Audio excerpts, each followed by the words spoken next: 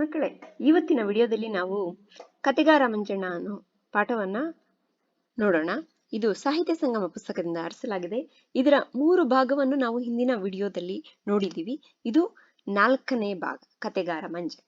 So ಆ 3 ಭಾಗಗಳಲ್ಲಿ ಕತೆಗಾರ ಮಂಜಣ್ಣನ ಬಗ್ಗೆ ಕುವೆಂಪು ಅವರು ಇಂಟ್ರೊಡಕ್ಷನ್ ಕೊಟ್ಟಿದ್ದಾರೆ. ಕತೆಗಾರ ಮಂಜಣ್ಣ ಯಾವ ರೀತಿ ಅಂದ್ರೆ ಅವ್ರು ಯಾವ ರೀತಿ ನೋಡೋದಕ್ಕೆ ಯಾವ ರೀತಿ ಇದ್ರು, ಮತ್ತೆ ಇವರ ಕುವೆಂಪು ಮತ್ತೆ ಅವರ ರಿಲೇಷನ್ ಯಾವ ರೀತಿ ಇತ್ತು ಅನ್ನೋದ್ರ ಬಗ್ಗೆ ನಾವು ನೋಡಿದ್ವಿ. ಅದಾದ್ಮೇಲೆ ಒಂದು ಇನ್ಸಿಡೆಂಟ್ ಬಗ್ಗೆ ಹೇಳ್ತಾ ಇದ್ರು ಪಾರ್ಟ್ 3 ನಲ್ಲಿ. ಈಗ 4ನೇ ಭಾಗದಲ್ಲಿ ಏನಾಗುತ್ತೆ ಅಂತ ನೋಡೋಣ. ಒಂದು ಕತೆ ಹೇಳೋದಕ್ಕೆ ಸ್ಟಾರ್ಟ್ ಮಾಡಿದ್ರು, ಅದು ನಿಮ್ಗೆಲ್ಲ ಗೊತ್ತಿದೆ. ಈಗ ಅದಾದ ಮೇಲೆ ಏನು ಅಂತ ನೋಡೋಣ. ಸೊ ಕತೆ ಹೇಳೋದಕ್ಕೆ ಸ್ಟಾರ್ಟ್ ಆದ್ಮೇಲೆ ಯಾರಾದ್ರೂ ಗುಟ್ಬೇಕಲ್ಲ. ಸೊ ಇದಕ್ಕಿಂತ ಮುಂಚೆ ಇವರು ಕತೆಗಾರ ಮಂಜಣ್ಣ ಒಂದೂರ್ನಲ್ಲೂ ಒಬ್ಬನಿದ್ದ. ಅವನು ಕುಂಬಳ ಬೀಳು ನೆಟ್ಟಿದ್ದ. ಅಂದ್ರೆ ಕುಂಬಳಕಾಯಿ ಗಿಡ, ಚಿಕ್ಕ ಗಿಡ ಇರುತ್ತಲ್ಲ, ಅದನ್ನ ಬೆಳೆದಿದ್ದ. ಅದಕ್ಕೆ ಹೂ ಅಂತಾರೆ ಇವರು. ಅದ್ರಲ್ಲೊಂದು ಹೂ ಬಿಟ್ಟಿತ್ತು ಅಂತ 3ನೇ ಪಾರ್ಟ್ 3 ನಲ್ಲಿ ಆಗಿತ್ತು. ಅದಾದ್ಮೇಲೆ ಏನು ಅಂತ ನೋಡೋಣ. ಆಮೇಲೆ ಒಂದು ಮಿಡಿ ಆಯ್ತು. ಈ ಸಾರಿ ನಾನು ಕಿಟ್ಟು ಇಬ್ಬರು ಹೂಂಗುಟ್ಟಿದೆವು. ಆ ಮಿಡಿ ಒಂದಿಷ್ಟು ದೊಡ್ಡಾಯ್ತು. ಹೀಗೆಂದು ಮಂಜಣ್ಣ ತನ್ನ 2 ಕೈಗಳಿಂದ ಮಿಡಿಯ ಗಾತ್ರವನ್ನು ತೋರಿಸುವಂತೆ ನಟಿಸುತ್ತಾ ನನಗೂ ಕಿಟ್ಟುಗೂ ಮಧ್ಯೆ ಇದ್ದ ಸ್ವಲ್ಪ ಸ್ಥಳದಲ್ಲಿ ಕೈ ಇಟ್ಟ. ನಾವು ಎಂದೆವು. ಸ್ವಲ್ಪ ದಿವಸ ಆದ ಮೇಲೆ ಇಷ್ಟು ದೊಡ್ಡದಾಯಿತು ಎಂದು ಕೈಗಳನ್ನು ಇನ್ನೂ ಅಗಲಿಸಿದನು. ಮತ್ತೆ ಅಂದೆವು. ಸ್ವಲ್ಪ ದಿವಸ ಆದ ಮೇಲೆ ಇಷ್ಟು ದೊಡ್ಡದಾಯಿತು ಎಂದು ಇನ್ನೂ ಕೈಗಳನ್ನು ಅಗಲಿಸಿದನು. ಮತ್ತೆ ಅಂದೆವು. ಆಮೇಲೆ ಇಷ್ಟು ದೊಡ್ಡಾಯ್ತು ಎಂದು ಕೈಗಳನ್ನು ಅಗಲಿಸಲು ಪ್ರಯತ್ನ ಪಟ್ಟ. ಆದರೆ ನಾನು ಕಿಟ್ಟು ಇಬ್ಬರು ಕಲ್ಲಿನಂತೆ ಕೂತಿದ್ದೆವು. ಸೊ ಇದು ಸ್ವಲ್ಪ ಕೆಳಗಡೆ ಹೋಗ್ಬಿಟ್ಟಿದೆ, ನೀವು ಪುಸ್ತಕ ಇಟ್ಕೊಂಡು ಓದ್ಕೊಳ್ರಿ, ನಾನು ಎಕ್ಸ್ಪ್ಲೈನ್ ಮಾಡುವಾಗ. ಇವಾಗ ನೋಡೋಣ ಇದು ಏನು ಅಂತ. ಸಾರಿ, ಇವರು ಹೂ ಅಂತ ಇದ್ದಾರೆ ಕತೆಗಾರ ಮಂಜಣ್ಣ ಕತೆ ಹೇಳೋದಕ್ಕೆ. ಆಮೇಲೆ ಒಂದು ಮಿಡಿ ಆಯ್ತು ಅಂದ್ರೆ ಆ ಕುಂಬಳಕಾಯಿ ಬಿಡೋಕ್ಕಿಂತ ಮುಂಚೆ ಸ್ವಲ್ಪ ಚಿಕ್ಕದಾಗಿ ಹೂ ಬಿಡೋಕ್ಕಿಂತ ಮುಂಚೆ ಮೊಗ್ಗು ಬರುತ್ತಲ್ಲ, ಅದನ್ನ ಮಿಡಿ ಅಂತೀವಿ. ಸೊ ಆ ಕಾಯಿಗಿಂತ ಮುಂಚೆ ಮಿಡಿಕಾಯಿ ಅಂತೀವಿ, ಚಿಕ್ಕದಾಗಿರೋದನ್ನ. ಆ ಮಿಡಿ ಆಯ್ತಂತೆ. ಅದಾದ್ಮೇಲೆ ಸರಿ, ಇಬ್ರು ಕುವೆಂಪು ಮತ್ತೆ ಕಿಟ್ಟು ಇಬ್ರು ಅಂದ್ರು. ಆಯ್ತಾ? ಅಂದಿದ್ದಾದ್ಮೇಲೆ ಆ ಮಿಡಿ ಒಂದಿಷ್ಟು ದೊಡ್ಡದಾಯ್ತು ಎಂದು ಮಂಜಣ್ಣ ಇವರು ಮಕ್ಕಳು 4 ಜನ ಮಕ್ಕಳಿದ್ರಲ್ಲ, ಹೀಗೆ 4 ಜನ ಮಕ್ಕಳು ಕೂತ್ಕೊಂಡಿದ್ರು. ಇಲ್ಲಿ ಒಲೆ ಇತ್ತು. ಸೊ ಇವರು ಸ್ವಲ್ಪ ದೊಡ್ಡದಾಗಿ ಕೂತ್ಕೊಂಡಿದ್ರು, ಇಲ್ಲೆಲ್ಲ ಜಾಗ ಇರಲಿಲ್ಲ. ಆಗ ಮಂಜಣ್ಣ ಆ ಮಿಡಿ ಒಂದಿಷ್ಟು ದೊಡ್ಡದಾಯ್ತು ಅಂತ ಮಂಜಣ್ಣ ಇಲ್ಲಿ ಬಂದ್ಬಿಟ್ಟು ಇಲ್ಲಿ ಕುವೆಂಪು ಮತ್ತೆ ಕಿಟ್ಟು ಕೂತ್ಕೊಂಡಿದ್ರು. ಇಲ್ಲಿ ತನ್ನ 2 ಕೈಗಳನ್ನ ಇಟ್ಟು ಇಷ್ಟು ದೊಡ್ಡದಾಯ್ತು ಅಂತ ತೋರಿಸ್ದ ಅವರಿಬ್ಬರ ಮಧ್ಯದಲ್ಲಿ. ಆ ರೀತಿ ನಟನೆ ಮಾಡ್ದ, ಆಕ್ಟ್ ಮಾಡಿ ಇಬ್ಬರಿಗೂ ಮಧ್ಯದಲ್ಲಿ ಕೈ ಇಟ್ಟ, ಇಷ್ಟು ದೊಡ್ಡದಾಯ್ತು ಅಂತ. ಇವರಿಬ್ರು ನೋಡ್ಕೊಂಡು ಅಂದ್ರು. ಆಮೇಲೆ ಸ್ವಲ್ಪ ದಿನ ಆದ್ಮೇಲೆ ಇನ್ನೊಂದಷ್ಟು ದೊಡ್ಡದಾಯ್ತು ಅಂತ ಈ ಕೈಗಳನ್ನ ಇನ್ನೊಂದಷ್ಟು ಹಿಂಗೆ ದೊಡ್ಡದ್ ಮಾಡ್ಕೊಂಡು ಮತ್ತೆ ಅಂದ್ರು. ಆಮೇಲೆ ಇನ್ನೂ ಒಂದಷ್ಟು ದೊಡ್ಡದಾಯ್ತು ಅಂತ ಇನ್ನೂ ಸ್ವಲ್ಪ ಇವ್ರನ್ನ ನೂಕೋದಕ್ಕೆ ಪ್ರಯತ್ನ ಪಟ್ಟ ಮಂಜಣ್ಣ, ಜಾಗ ಮಾಡ್ಕೊಳ್ಳೋದಕ್ಕೆ. ಆದ್ರೆ ಕುವೆಂಪು ಮತ್ತೆ ಕಿಟ್ಟು ಇಬ್ರು ಕಲ್ಲಿನ ತರ ಕೂತಿದ್ರು, ಅಂದ್ರೆ ಕಲ್ತಾನೆ ಎಲ್ಲ, ಜಾಗ ಬಿಟ್ಟಿಲ್ಲ. So here what happens, when Kathegara Manjanna is telling a story and Kuvempu and Kittu are telling okay, and then he said it became a fruit. So this time both Kuvempu and Kittu, both of them said they're humming. And then he said it became slightly big. Okay, by the act of showing the size of the fruit, he kept his hands in between Kuvempu and Kittu. There was a very little space, but he kept his hand and showed the size of the that fruit, small fruit. Then they hummed again. And he said, after a few days, it became this much big. So telling that he expanded his hands little more further. Okay, and then again these kids say, so the hands of Kathegara Manjanna was in between Kittu and Kuvempu, and he, when telling the story, he was just expanding, he was making space between them. So afterwards it became this much big. He tried moving his hands further between Kuvempu and Kittu, but they were sitting like stones. They were not giving the space. Okay, then what happened? Manjanna, ಸ್ವಲ್ಪ ಜಾಗ ಬಿಡಿ, ಕತೆ ಹೇಳಿ ತೋರಿಸುವುದಕ್ಕೆ ಆಗುವುದಿಲ್ಲ ಎಂದ. ನಾವು ಸರಿದೆವು. Okay, ನಾವು ಸರಿದೆವು. ಒಂದು ಕುಂಬಳಕಾಯಿ ಎಷ್ಟು ಕಡಿಮೆ ಅಂದರೂ ಒಂದು ಅಡಿಯಷ್ಟಾದ್ರೂ ದಪ್ಪ ಬೆಳೆಯುತ್ತದೆ. ನಿಜವಾದ ಕುಂಬಳಕಾಯಿಯೇ ಒಂದು ಅಡಿ ಬೆಳೆದ ಮೇಲೆ ಕಥೆಯ ಕುಂಬಳಕಾಯಿಯನ್ನು ಕೇಳಬೇಕೇ? ಎಷ್ಟು ಬೆಳೆಯಿತೆಂದರೂ ಉಂಗುಡಲೇಬೇಕು. ಆದರೆ ಮಂಜಣ್ಣ ಕಥೆಯ ಕುಂಬಳಕಾಯಿ ಹೆಚ್ಚು ದಪ್ಪ ಬೆಳೆಯಲಿಲ್ಲ. ಅವನಿಗೆ ಕೂರುವುದಕ್ಕೆ ಎಷ್ಟು ಜಾಗ ಬೇಕಿತ್ತೋ ಅಷ್ಟು ದೊಡ್ಡದಾಗಿ ಬೆಳೆಯಿತು. ಮಂಜಣ್ಣ ಇದ್ದಕ್ಕಿದ್ದ ಹಾಗೆಯೇ ಬೆಂಕಿ ಕಾಯಿಸುತ್ತಾ ಕುಳಿತೇ ಬಿಟ್ಟ. ಕೆಟ್ಟವರೇ, ನಾನು ಕಿಟ್ಟು. ಎಲ್ಲರೂ ನಗಲಾರಂಭಿಸಿದರು. ನಮ್ಮಿಬ್ಬರಿಗೂ ಅವಮಾನವಾದಂತಾಯಿತು. ಅಳು ಬಂದಿತು.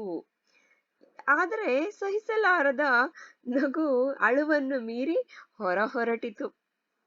ಮತ್ತೆ ಏನೇನೋ ಪ್ರಯತ್ನ ಮಾಡಿ ಸ್ಥಳ ಸಂಪಾದನೆ ಮಾಡಿದೆವು. ಆದ್ರೆ ಬಹಳ ಇಕ್ಕಟ್ಟಾಗಿತ್ತು. ಸ್ವಲ್ಪ ಹೊತ್ತಾದ ಮೇಲೆ ಕಿಟ್ಟು ಆಮೇಲೆ ಎಂದ. ಮಂಜಣ್ಣ ಮಾತನಾಡಲೇ ಇಲ್ಲ. ಸ್ವಲ್ಪ ಹೊತ್ತಾದ್ಮೇಲೆ ಕಿಟ್ಟು ಆಮೇಲೆ ಎಂದ. ಸಾರಿ, ನಾವೆಲ್ಲರೂ ಹೌದು ಹೌದು ಮರೆತಿದ್ದೆವು, ಆಮೇಲೆ ಎಂದೆವು. ಮಂಜಣ್ಣ ಮೌನಿಯಾಗಿದ್ದ. ನಸು ನಗುತ್ತಿದ್ದನೋ ಏನೋ. ಆ ಗಡ್ಡಗಳ ದಾಂಧಲೆಯಲ್ಲಿ ನಮಗೆ ಗೊತ್ತಾಗಲೇ ಇಲ್ಲ. ಸೊ ಈಗ ಮಂಜಣ್ಣ ಹೇಳ್ದ, ಸ್ವಲ್ಪ ಜಾಗ ಬಿಡಿ, ಕತೆ ಹೇಳಿ ತೋರ್ಸೋದಕ್ಕಾಗಲ್ಲ ಅಂತ ಇವರಿಬ್ರು ಕುವೆಂಪು ಮತ್ತೆ ಕಿಟ್ಟು ಮತ್ತೆ ಆ ಕೈನ ತೋರಿಸ್ದ. ಸರಿ ಅಂತ ಇವ್ರು ಜಾಗ ಬಿಟ್ಬಿಟ್ರು. ಕತೆ ಕೇಳ್ತಾ ಇದ್ರಲ್ಲ, ಮರ್ತೋಗ್ಬಿಟ್ರು, ಏನ್ ಮಾಡ್ಬೇಕು. ಆ ಜಾಗನ ತುಂಬಾ ಕಷ್ಟಪಟ್ಟು ಸಂಪಾದನೆ ಮಾಡ್ಕೊಂಡು ಯಾರಿಗೂ ಬಿಟ್ಟಿರ್ಲಿಲ್ಲ, ಆದ್ರೆ ಬಿಟ್ಬಿಟ್ರು. ಒಂದು ಕುಂಬಳಕಾಯಿ ಎಷ್ಟು ಕಡಿಮೆ ಅಂದ್ರೂ 1 ಅಡಿ ಅಷ್ಟು. ಓಕೆ, ಒಂದ್ ತುಂಬಾ 1 ಫೀಟ್ ತುಂಬಾ ದೊಡ್ಡದಂದ್ರೆ ಅಷ್ಟು ದಪ್ಪ ಬೆಳಿಬಹುದು.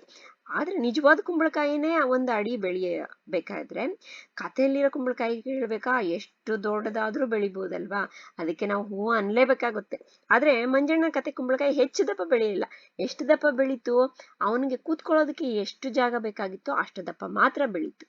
ಮಂಜಣ್ಣ ಇದ್ದಕ್ಕಿದ್ದಾಗೆ ಬೆಂಕಿ ಕಾಯಿಸ್ಕೊಂಡು ಕೂತ್ಕೊಂಡ್ಬಿಟ್ಟ. ಜಾಗ ಸಿಕ್ತು, ಬೆಂಕಿ ಕಾಯಿಸ್ಕೊಂಡು ಕೂತ್ಕೊಂಡ. ಕೆಟ್ಟವ್ರು ಯಾರು? ಕುವೆಂಪು ಮತ್ತೆ ಕಿಟ್ಟು. ಜಾಗ ಬಿಟ್ಬಿಟ್ರು ಅವರು. ಎಲ್ರು ನಗ್ತಾ ಇದ್ರು. ಅವ್ರ ತಂದೆ, ಅವ್ರ ಚಿಕ್ಕಪ್ಪ ಅವರೆಲ್ಲ ಇದ್ರಲ್ಲ, ಅವರು ಮತ್ತೆ ಇನ್ನು ಬೇರೆ ಕೆಲ್ಸಗಾರಲ್ರು ಅವ್ರು ಜಾಗ ಕೇಳಿದ್ರೆ ಬಿಟ್ಟಿಲ್ಲ. ಇವ್ರು ಕತೆ ಹೇಳಿ ಫೂಲ್ಸ್ ಆದ್ರು ಇವ್ರು. ಬಿಟ್ಬಿಟ್ರು. ಇವರಿಬ್ರಿಗೂ ಅವಮಾನ ಆದಂತಾಗಿ ಅಳು ಬಂತು ಪಾಪ ಸ್ವಲ್ಪ. ಆದ್ರೆ ಅವರೆಲ್ಲ ತುಂಬಾ ಜೋರಾಗಿ ನಗ್ತಾ ಇದ್ರಲ್ಲ, ಇವರ ಅಳು ಅದ್ರ ಮುಂದೆ ಏನು ಇರ್ಲಿಲ್ಲ. ಆ ನಗು ಅಳನ ಮೀರಿ ಹೊರಟಿತು. ಅಂದ್ರೆ ಅಷ್ಟು ಜೋರಾಗಿ ನಗ್ತಾ ಇದ್ರು. ಮತ್ತೆ ಏನೇನ ಮಾಡಿ ಅಂದ್ರೆ ಹಿಂಗೆಲ್ಲ ನೂಕ್ಬಿಟ್ಟು ಸ್ಥಳ ಸಂಪಾದನೆ ಮಾಡ್ಕೊಂಡ್ರು, ಜಾಗ ಮಾಡ್ಕೊಂಡ್ರು. ಆದ್ರೆ ತುಂಬಾ ಇಕ್ಕಟ್ಟಾಗಿತ್ತು. ಯಾಕಂದ್ರೆ 4 ಜನ ಇದ್ದವ್ರು ಈಗ 5 ಜನ ಇದ್ದಾರೆ. ಸ್ವಲ್ಪ ಹೊತ್ತಾದ್ಮೇಲೆ ಕಿಟ್ಟು ಸರಿ ಆಮೇಲೆ ಅಂತ, ಅಂದ್ರೆ ಕತೆ ಏನಾಯ್ತು ಅಂತ. ಆಮೇಲೆ ಇವರೆಲ್ರು ಹೌದು ಮರ್ತೋಗ್ಬಿಟ್ಟಿದ್ವಿ, ಆಮೇಲೆ ಏನಾಯ್ತು ಅಂತ ಮಂಜಣ್ಣ ಕೇಳಿದ್ರು. ಆದ್ರೆ ಮಂಜಣ್ಣ ಮೌನಿಯಾಗಿದ್ದ. ಮಂಜಣ್ಣ ಏನು ಮಾತಾಡ್ತಾ ಇಲ್ಲ. ನಸು ನಗುತ್ತಿದ್ದನೋ ಏನೋ. ಅಂದ್ರೆ ನಸು ನಗುತ್ತಾ ಇದ್ದ ಅಂದ್ರೆ ನಗ್ತಾ ಇದ್ದಾನೋ ಏನೋ. ಆ ಗಡ್ಡಗಳ ದಾಂಧಲೆಯಲ್ಲಿ ನಮ್ಗೆ ಗೊತ್ತಾಗ್ಲೇ ಇಲ್ಲ. ಅಂದ್ರೆ ಗಡ್ಡ ಇತ್ತಲ್ಲ, ಆ ಗಡ್ಡದಲ್ಲಿ ಆ ಮೂತಿ ಕೂಡ, ಏನು ಬಾಯಿ ಕೂಡ ಕಾಣಿಸ್ತಾ ಇರ್ಲಿಲ್ಲ. ನಗ್ತಾ ಇದ್ನೋ ಏನೋ ನಾವು ಕೇಳಿದಾಗ ಅಂತ ಹೇಳ್ತಾ ಇದ್ದಾರೆ ಕುವೆಂಪು ಅವರು ಇಲ್ಲಿ. Manjana said, leave some space. I can't demonstrate the story in this little space. And these kids know, they left the space. The pumpkin will grow at least a feet wide, right? Then if it is a real pumpkin, at least it will grow that much. Then what about pumpkin in the story? It can grow as much as we can imagine. And these kids, they have to hum. But the pumpkin in Manjana's story, it it didn't grow much wider. It was as wide as the space required for him to sit in front of the fire. So Manjana suddenly started warming up in front of the fire. He started warming his hands, and Kittu and Kuvempu, they got fooled. So everybody started laughing loudly. They felt embarrassed and felt like crying, but that unbearable laugh which the others were laughing, no, the servants and their uncle, father and all, it went, the sound went beyond their crying. Means that sound was more big, louder than this, the kids crying. So later, these kids, no, they tried in many ways to get back the place. Somehow they got, but it was very less space. Then after some time, Kittu was like, he asked Manjana. Later, he wanted to like know what happened after that in the story. Manjana didn't speak only. Later, Kittu, not Kittu, all the kids, no, all the kids asked, yeah, we forgot what happened afterwards. Then this Manjana is not speaking. He didn't speak even a word. He was silent only. Maybe he was laughing. In that beard, no, we will not be able to make out whether he was laughing or not. Kittu Punaha, so he didn't reply, right? So what happened after that? Kittu Punaha ಆಮೇಲೆ ಎಂದ ಮಂಜಣ್ಣ ಮಾತಾಡಲೇ ಇಲ್ಲ. ತರುವಾಯ ಕಿಟ್ಟು ಅವನ ಗಡ್ಡವನ್ನು ಮೆಲ್ಲನೆ ಹಿಡಿದುಕೊಂಡು ಅಲ್ಲಾಡಿಸುತ್ತಾ ಆಮೇಲೆ ಎಂದ. ಮಂಜಣ್ಣ ಮತ್ತು ಮಾತಾಡಲಿಲ್ಲ. ಕಿಟ್ಟುಗೆ ಒಂದು ವಿಧವಾದ ಸಿಟ್ಟು ಬಂತು. ಗಡ್ಡವನ್ನು ಬಲವಾಗಿ ಹಿಡಿದು ಜಗ್ಗಿಸುತ್ತಾ ಆಮೇಲೆ ಎಂದು ಗರ್ಜಿಸಿದ. ಮಂಜಣ್ಣನಿಗೆ ತುಂಬಾ ಯಾತನೆಯಾಯಿತು. ಅಯ್ಯೋ, ಹೇಳ್ತೀನಪ್ಪ ಎಂದು ಗಟ್ಟಿಯಾಗಿ ರೋದನದ ಧ್ವನಿಯಿಂದ ಕೂಗಿಕೊಂಡ. ಪಾಪ ಮುದುಕನಿಗೆ ಬಹಳ ನೋವಾಗಿರಬೇಕು. ನಮ್ಮ ಮನಸ್ಸೆಲ್ಲ ಕರಗಿ ನೀರಾಗಿ ಹೋಯಿತು. ಮಂಜಣ್ಣ ಎಂದೆವು. ನಮಗೆ ವ್ಯಸನ ಗಾಬರಿಗಳು ಒಂದೇ ಬಾರಿ ಉಂಟಾದವು. ಕಿಟ್ಟು ಅಳಲಾರಂಭಿಸಿದ.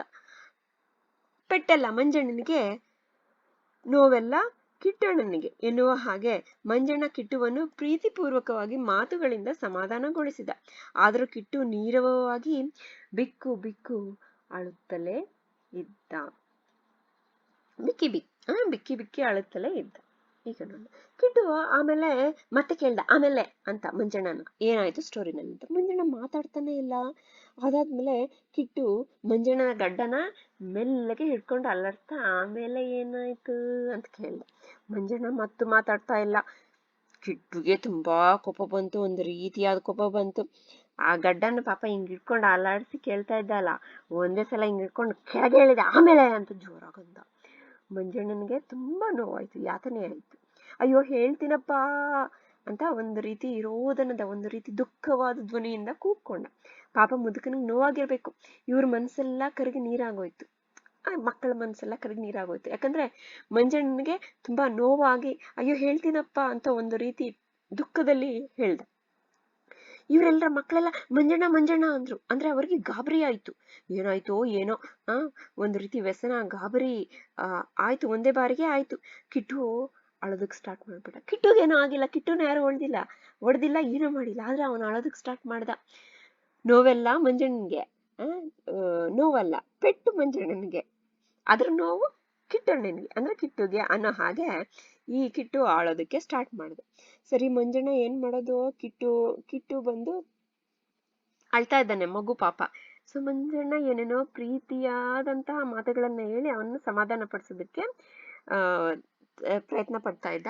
ಆದ್ರೂ ಕಿಟ್ಟು ನೀರವವಾಗಿ ಅಂದ್ರೆ ಅಷ್ಟೊಂದು ಜಾಸ್ತಿ ಸೌಂಡ್ ಮಾಡ್ದೆ, ಬಿಕ್ಕಿ ಅಂತಾರಲ್ಲ ಆ ರೀತಿ ಅಳ್ತಾನೆ ಇದ್ದ Kittu. So Manjana didn't speak a word. Kittu asked what happened. Manjana didn't speak. So he was shaking the beard of Manjana and he was asking what happened. Even then Manjana is not speaking. Kittu became a kind of angry. He pulled his beard with force and shouted later. Manjana felt so much pain. He said, okay, I'll tell. And with pain he said. So and it was little loud also, whatever he said with painful voice. So maybe it pained him a lot. So they all flattened, means they all felt very bad. They called Manjana. They, like, for them it was like regret and shock occurred at once. What to do? They don't know. They were calling Manjanna, Manjanna. Kittu started crying. It was like as if beatings to Manjanna and pain for the Kittanna. Okay. Manjanna consoled Kittu because Kittu was crying. So Manjanna consoled Kittu with all lovely words, but Kittu was still crying with intervals. That bikki bikki alodu, we call it as with intervals. Like that they'll cry, no, like that. Okay. So in this part we'll learn till here. We'll see. Since this is a very big lesson, so it will take more parts. In case if you are not understanding at any point, you can write in the comment section.